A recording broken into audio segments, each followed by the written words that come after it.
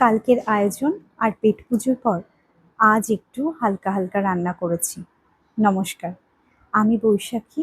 বৈশাখী হেসেলে সবাইকে স্বাগত জানাই। আজকে একদম সাধারণ রান্নার পরিবেশন নিয়ে আমি হাজির হলাম। রোজের মতো পাতে বাটি চাপা দিয়ে ভাত বেড়ে নিলাম। এরপর পাতে ডিম সেদ্ধটা রেখে দিয়েছি। সজনে ডাঁটা আর আলু দিয়ে সর্ষে, কাঁচা লঙ্কা, লবণ, হলুদ বেটে একটা তরকারি করেছি, মানে সজনে ডাঁটা চচ্চড়ি। সর্ষে বাটতে গিয়ে আরেকটা রেসিপি আজকে হয়ে গেছে, সবার শেষে সেটা দেখাচ্ছি। এর সাথে প্লেন মসুর ডাল করেছি, ডালে কোনো সবজি অ্যাড করিনি।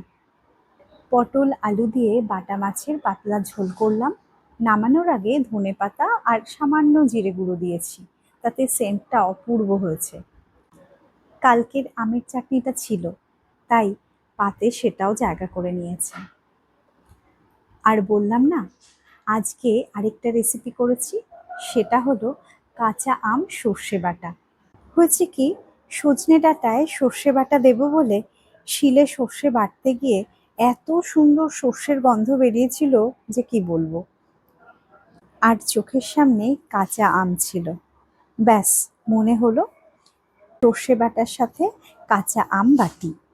সজনে ডাঁটা চচ্চড়ির জন্য বাটা সর্ষে রেখে আর খানিকটা সর্ষে, নুন, কাঁচা লঙ্কা, হলুদ আর কাঁচা আম বেটে নিলাম শিলের মধ্যে।